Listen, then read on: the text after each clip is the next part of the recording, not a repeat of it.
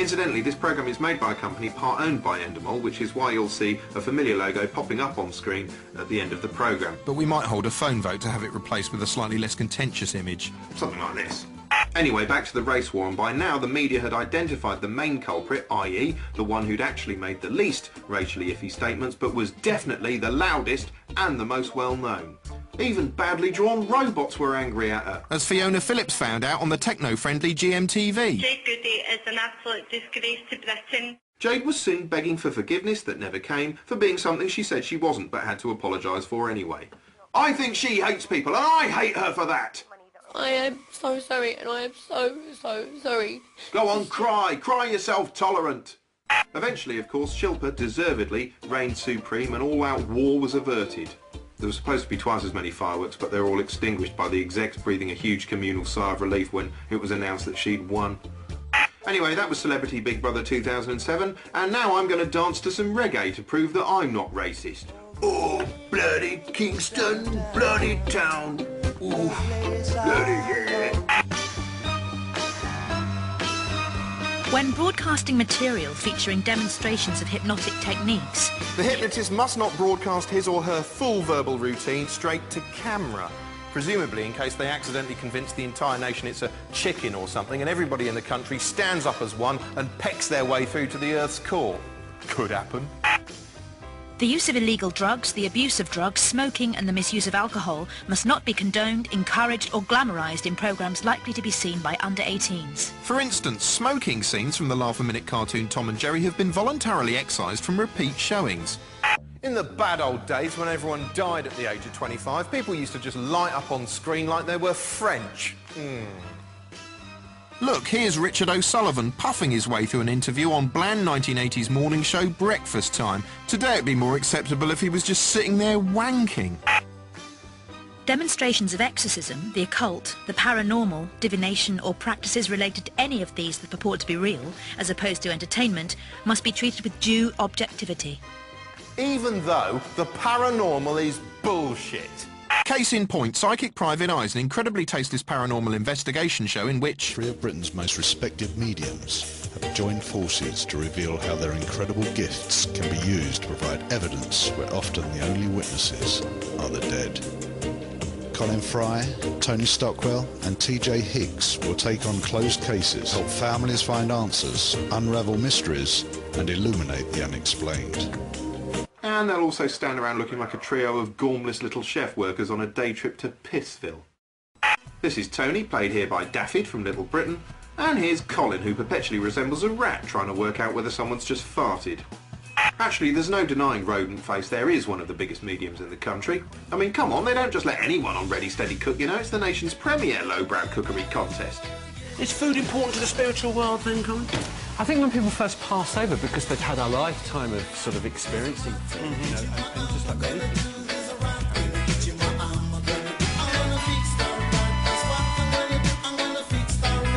Oh, here's Colin again in an exciting report from hard-hitting local news programme Focus. But there was controversy after one of those seances when somebody unexpectedly turned the lights on.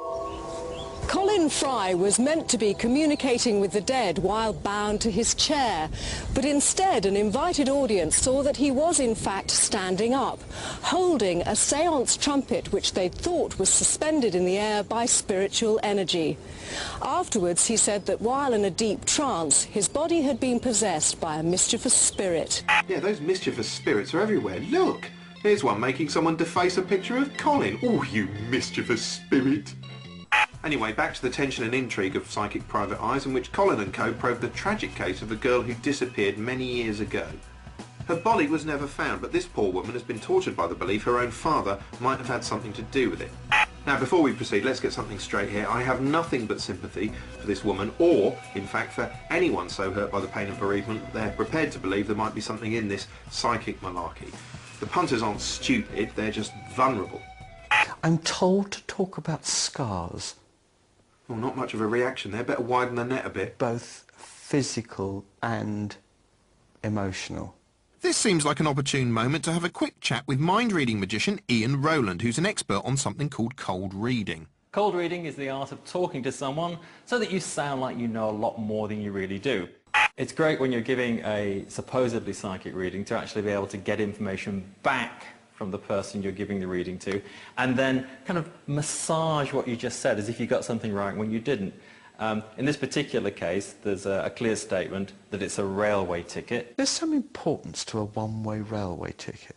It's not meaningful to me, I don't think. I'm not going to forget it. I'm going to put it on hold for a moment. And later on, that's corrected. No, it's actually a bus ticket. I was taken on a one-way journey. A one-way journey, not a train, not a train, a bus. It was a bus ticket. It was a bus ticket. And the fact that there was actually a fact wrong there, train, not bus, is just forgotten. That's left to one side, and you just carry on focusing on the bit you got right. It was a one-way journey. I was taken on a one-way journey. Yep. Well, we know she didn't come back, so I don't think that's particularly profound or impressive. Very good technique, though. Thank you so much for being so brave. Yes, thank you. And now, a quick tune on the trumpet. Once Colin's done his reading, it's time for the others to flex their paranormal muscles. First, Tony, played here by Fat Frank Spencer, tries to dig some extra clues out from a bit of old bottle. If the object was connected to Moira, he will pick up on energy trails embedded within. I think holding a hand up to your head helps the energy trails go into your brain or something. His family's still alive. His family is still living on the Earth. Oh, on the Earth, are they? Oh, there's some f***ing insight.